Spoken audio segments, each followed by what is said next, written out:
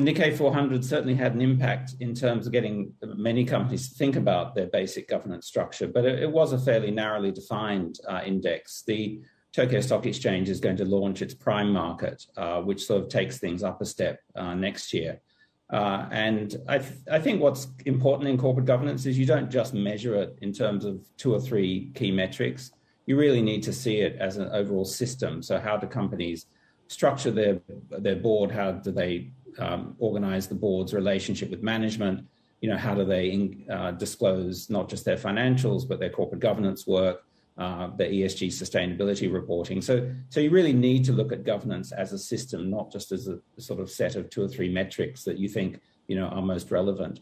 And on that score, there clearly is a lot of areas where Japan corporate governance, in our perspective, at the company level, is, behind par in the region. Wow, still, huh? Okay. Well, I guess that's good to keep track of. Jamie, we have to talk about what's going on in China, right? China stocks listed in the U.S., their ADRs. The thing is, look, the U.S. is saying, look, if you can't do accounting the way we do accounting, you probably shouldn't be here.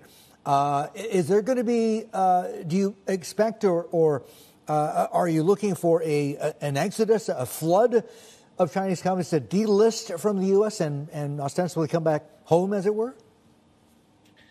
So, Martin, it's more actually about the auditing side than the accounting side. And what the PCAOB in the US wants is the ability to inspect the audit working papers of PRC companies listed in the US, which is a fairly basic ask for any independent audit regulator.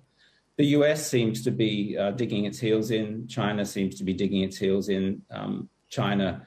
There doesn't seem to be a huge incentive for China to compromise, nor does the US seem to want to compromise. So unless there is some change in the geopolitical relationship between these two countries, it does seem to us that in 2 or 3 years, you will start to see delistings.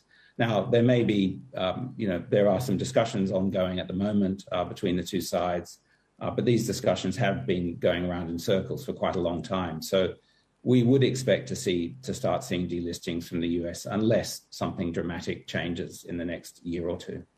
Hi, I'm Emily Tan, and thanks for watching CNBC. You can check out more of our videos by clicking on the boxes on the screen, and don't forget to subscribe to the channel for more. Thanks for watching.